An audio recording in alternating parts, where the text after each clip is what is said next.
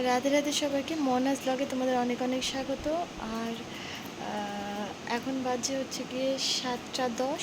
আজকে একটু তাড়াতাড়ি উঠে পড়েছি, তার কারণ হচ্ছে গিয়ে আজকে আমাদের এখানে নাগপঞ্চমী।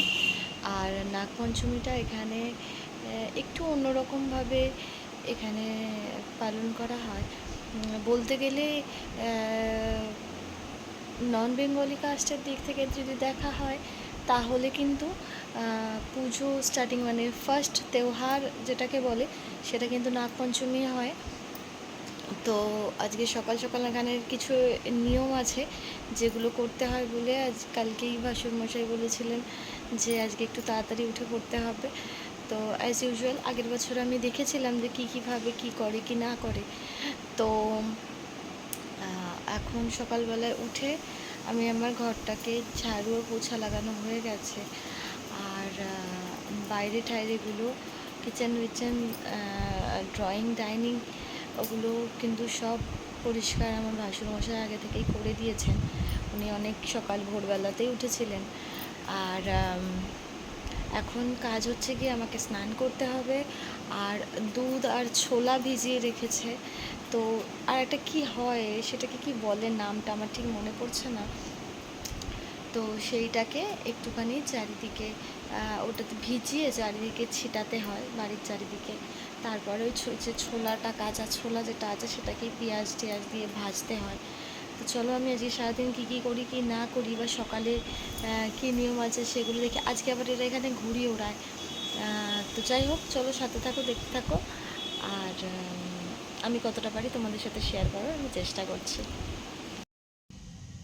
এই দেখো, এইভাবে এগুলোকে এরকম কোনায় কোনায় ছড়াতে হয়, বাড়ির চারিদিকেই ছড়াতে হবে। এখানে যেমন দিয়েছে, তারপরে এই যে এখানটায় অল্প একটু দিয়েছে, আমি বলেছি বেশি ছড়াবে না। এবার এরকম করে এগুলো ছড়াতে লাগে। জানো তো, নাগপঞ্চমীর দিনে এদের সকালবেলায় এই ছোলা ভাজা রান্না করতে হয়। এদের নিয়মে আছে কাঁচা ছোলা মানে জলে ভিজানো, আগের দিন ভিজিয়ে রেখে সকালবেলায় ফার্স্ট রান্না বলতে গেলে এই পেঁয়াজ আর কাঁচা ছোলা রান্না করতে হয়। আর এটা খেয়েই ফার্স্ট স্টার্টিং শুরু করতে হয়। তো অ্যাজ ইউজুয়াল আমিও তাই করলাম, যেহেতু বৌদিমণি নেই এপাশে, আমি বাড়ির বউ, তো আমারই কাজ। তো এইসব করার পর আজকে আবার দুপুরবেলার দিকে কিন্তু এই পিৎজাটা অর্ডার করা হয়েছিল সবাইকার জন্য। মিনিগুলোই একটা একটা করে অর্ডার করা হয়েছিল। খাওয়া দাওয়া মানে করার আগেতেই দাদা অর্ডারটা করেছিল বলে ওই জন্য ওই সব খাওয়া দাওয়ার পরে এইগুলো সবাইকার জন্যই আনিয়ে দেওয়া হয়েছিল। যদিও আমি পুরোটা খাইনি, আমি 2 টুকরো খেয়েছিলাম আর 2 টুকরো রাখা ছিল। এখন অনেকটাই বেলা হয়ে গেছে। আমি দুপুরবেলা রান্না করেছি হচ্ছে গিয়ে আলু পটলের তরকারি, ডাল, ভাত। আর আমার জন্য রান্না হয়েছিল ডাল, ভাত, আলু ভাজা, কারণ আমি তো মুসুর ডাল খাই আর এরা অন্য ডাল খায়। তো আর আমার তো সকালবেলায় উঠে স্নান হয়ে গেছিলো। এবার আমি খাওয়া দাওয়া করে একটুখানি শোবো। আর তারপরে উঠে বিকেলবেলায় বোধহয় এখানে অন্যরাও সব কিছু রান্না করতে হয়, সেটা বিকেলবেলায় আমি তোমাদের সাথে শেয়ার করবো, ঠিক আছে? আর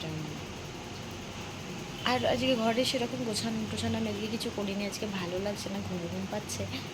তো চলো সাথে থাকো, আমি আবার পরে তোমাদের সাথে শেয়ার করছি যে আমি কী কী কাজবাজ করলাম। দুপুরবেলায় ডাল, ভাত আর আলু পটলের তরকারি রান্না করেছিলাম বটে, এটা কিন্তু রাতের বেলার রান্না। রাতের বেলা এদের আবার নিয়ম হচ্ছে ক্ষীর পুরি করতেই হবে। এখানে আমি ক্ষীর একদিকে বসিয়ে দিয়েছিলাম আর একদিকে আলু পটলের ভুজিয়া বসাচ্ছিলাম। তো দেখো, ক্ষীরের ওপরে যে রেড রেডগুলো যেগুলো দেখা যাচ্ছে এগুলো কিন্তু ঘি।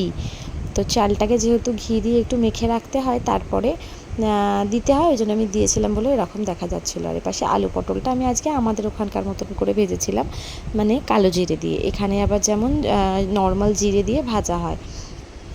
তো এগুলো আমি একদিকে বসিয়েছিলাম আর এক পাশে হচ্ছে গিয়ে আমি এই যে ময়দার সাথে অল্প একটু আটা মিশিয়েছিলাম, ময়দা হলে পুরো টান টান হয়ে যায় বলে আটা মিশিয়ে এপাশে তেল, নুন আর চিনি দিয়ে আমি এটাকে ভালো করে মানে মিশিয়ে দিচ্ছিলাম। যদিও আটাটা ময়দাটা কিন্তু আমি মাখিনি। এখানে দেখতে দেখতে এই হাতের এই পোড়া দাগটা দেখছিলাম, এর আগের দিন জানো তো প্রেশার কুকারে লেগে এই জায়গাটা পুড়ে গেছিলো। তো আমি এই আমার পোড়া কোথাও পুড়ে গেলে আমার সেখানে ঠোসকা পড়ে যায় না, তো এটা কালো দাগ হয়ে গেছে। গেছে বটে, পরে কিন্তু ঠিক হয়ে যাবে। তো এই ময়দাটাকে আমি ভালো করে মিশিয়ে দিচ্ছিলাম, নুন চিনি এগুলোকে। আর ওই দেখো পাশে একটা মানে পাউডার মিল্কও রেখেছিলাম। তো এই যে রান্না হয়ে যাওয়ার পরে ক্ষীরপুরি খেয়ে আমাকে সে আবার নেক দিল, দিয়ে বলছে যে হ্যাঁ রান্নাটা বেশ ভালো হয়েছে। তো যাই হোক, আমার আজকে এই নাগ পঞ্চমীতে আমি খানিকটুকু নেকও পেয়ে গেছি। আর এই যে রান্না বান্না হয়ে যাওয়ার পরে এখন আমি শুয়ে পড়েছিলাম। চলো ওকে টাটা বাই, রাধে রাধে।